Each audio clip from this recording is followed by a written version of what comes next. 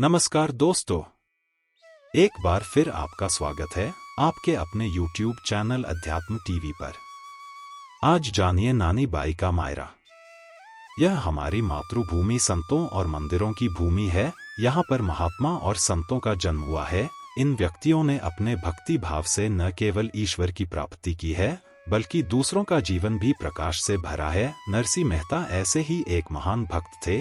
नरसिंह मेहता का जन्म गुजरात राज्य में गिर पर्वत के पास जूनागढ़ नगर के एक ब्राह्मण परिवार में हुआ था। जब ये बहुत ही छोटे थे तब ही इनके माता पिता का देहांत हो गया था।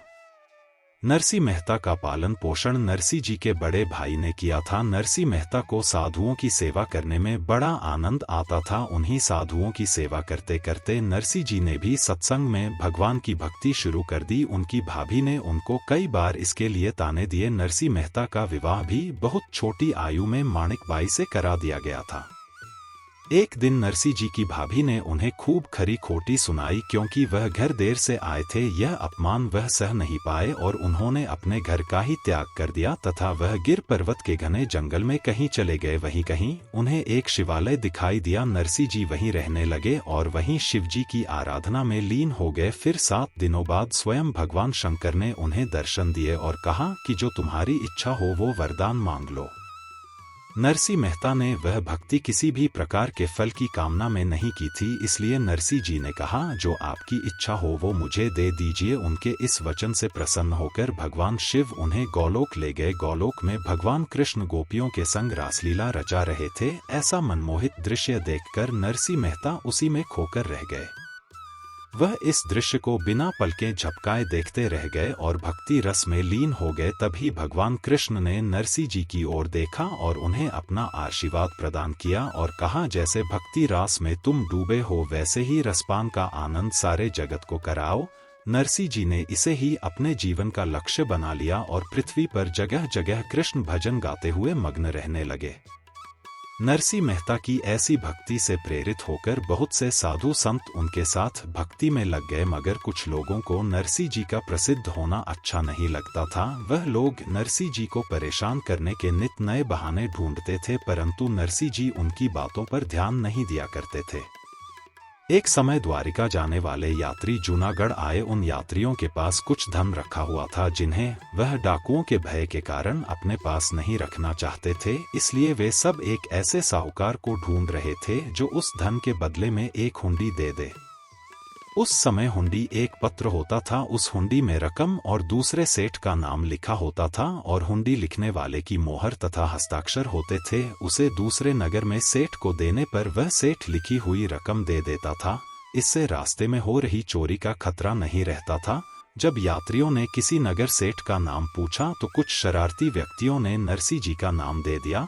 वह यात्रीगण नरसिंह जी के पास जाकर उनसे प्रार्थना करने लगे कि वह उनकी हुंडी लिख दे।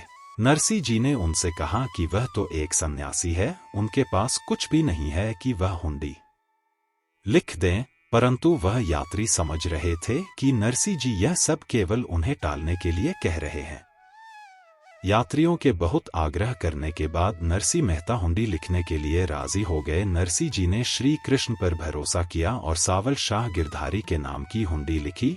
यात्रीगण श्रद्धा पूर्वक हुंडी लेकर द्वारिका चले गए। वहां नरसिंह जी कृष्ण भजन गाते हुए श्री कृष्ण की लाज रखने की प्रार्थना करने लगे। जब यात्री द्वारिका पहुंचे तो स्वयं द्वारिकाधीश ने सावल शाह सेठ बनकर हुंडी के बदले में धन दे दिया। नानी बाई का मायरा भक्त नरसिंह की भगवान कृष्ण की भक्ति पर आधारित कथा है, जिसमें मायरो अर्थात भात, जो कि मामा या नाना द्वारा कन्या को उसकी शादी में दिया जाता है, वह भात स्वयं श्री कृष्ण लाते हैं। नानी बाई नरसिंह जी की पुत्री थी और सुलोचना बाई नानी बाई की पुत्री थी।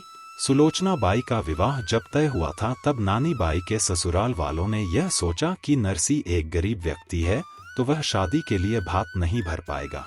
उनको लगा कि अगर वह साधुओं की टोली को लेकर पहुंचे तो उनकी बहुत बदनामी हो जाएगी, इसलिए उन्होंने एक बहुत लंबी सूची भात के सामान की बनाई। उस सूची में करोड़ों का सामान लिख दिया गया, जिससे कि नरसिंह उस सूची को देखकर खुद ही न आए।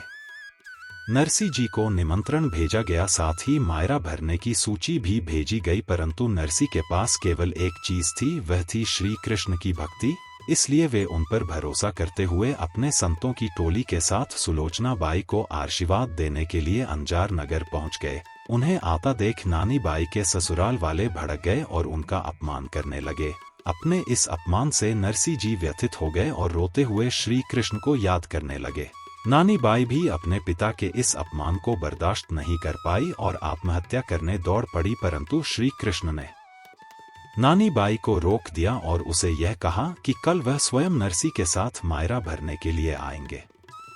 दूसरे दिन नानी बाई बड़ी ही उत्सुकता के साथ श्री कृष्ण और नरसी जी का इंतजार करने लगी और तभी सामने देखती है कि नरसी जी संतों की टोली और कृष्ण जी के साथ चले आ रहे हैं और उनके पीछे ऊंटों और घोड़ों की लंबी कतार आ रही है जिनमें सामान लदा हुआ है। दूर तक बैलगाड़ियां ही बैलगाड़ियां नजर आ रही थी। ऐसा मायरा न अभी तक किसी ने देखा था न ही देखेगा। यह सब देखकर ससुराल वाले अपने किए पर पछताने लगे।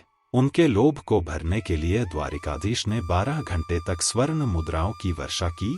नानी बाई के ससुराल वाले उस सेठ को देखते ही रहे और सोचने लगे कि कौन है ये सेठ और ये क्यों नरसी जी की मदद कर रहा है। जब उनसे रहा न गया तो उन्होंने पूछा कि कृपा करके अपना परिचय दीजिए और आप क्यों नरसी जी की सहायता कर रहे हैं। उनके इस प्रश्न के उत्तर में जो जवाब सेठ ने दिया वही इस कथा का संपूर्ण सार है तथा इस प्रसंग का केंद्र भी है। इस उत्तर के बाद सारे प्रश्न अपने आप ही समाप्त हो जाते हैं। सेठ जी का उत्तर था, मैं नरसी जी का सेवक हूँ, इनका अधिकार चलता है मुझ पर। जब कभी भी ये मुझे पुकारते हैं मैं दौड़ा चला आता हूँ इनके पास। जो ये चाहते हैं मैं वही करता हूँ। इनके कहे कार्य को पूर्ण करना ही मेरा कर्तव्य है। ये उत्तर सुनकर सभी हैरान रह गए और किसी के समझ में कुछ नहीं आ रहा था। बस नानी बाई ही समझती थी कि उसके पिता की भक्ति के कारण ही श्री कृष्ण उससे बंध गए हैं और उनका दुख अब देख नहीं पा रहे हैं, इसलिए मायरा भरने के लिए स्वयं ही आ गए हैं। इससे यही साबित होता है कि भगवान केवल अपने भक्तों के वश में होते हैं। अगर आज का वीडियो अच्छा लगा हो तो प्लीज चैनल को लाइक, शेयर और सब्सक्राइब करें।